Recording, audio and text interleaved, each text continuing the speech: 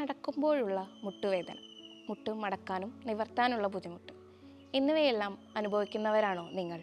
നമസ്കാരം, എൻ്റെ പേര് ഡോക്ടർ രേവതി, വൈദ്യമന്ദിരം ആയുർവേദ ഹോസ്പിറ്റൽ, തൃശ്ശൂർ. നടക്കുമ്പോഴുള്ള വേദന, മുട്ട് മടക്കാനും നിവർത്താനുമുള്ള ബുദ്ധിമുട്ട്, രാവിലെ എണീക്കുമ്പോഴുള്ള ഒരു പിടുത്തം, ചിലരിൽ നീര് എന്നിവയാണ് പ്രധാന ലക്ഷണങ്ങൾ.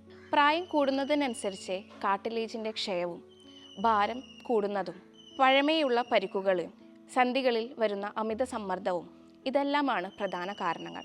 തുടക്കം മുതലേ ഇതൊന്ന് ശ്രദ്ധിക്കുകയാണെങ്കിൽ ശരിയായ വ്യായാമവും ശരീരഭാരം നിയന്ത്രിക്കലും ആഹാരശൈലിയും ജീവിതശൈലിയും തുടങ്ങിയ മാറ്റങ്ങളും സർജറി പോലും നമുക്ക് ഒഴിവാക്കാം.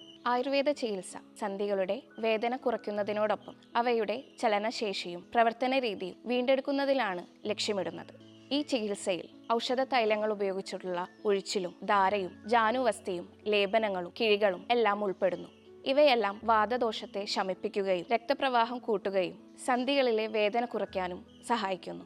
ആയുർവേദ മരുന്നുകൾ ഉള്ളിൽ കഴിക്കുന്നതിലൂടെ സന്ധികളിലെ ക്ഷയം കുറയ്ക്കാനും കാട്ടിലേജിൻ്റെ ആരോഗ്യം മെച്ചപ്പെടുത്താനും സഹായിക്കുന്നു. വ്യക്തിയുടെ ശരീരഘടന അനുസരിച്ച് തയ്യാറാക്കുന്ന ചികിത്സാ രീതിയും ആഹാരക്രമങ്ങളും ജീവിതശൈലി മാറ്റങ്ങളും കാൽമുട്ട് വേദന ദീർഘകാലം നിയന്ത്രിക്കാൻ സഹായിക്കുന്നു.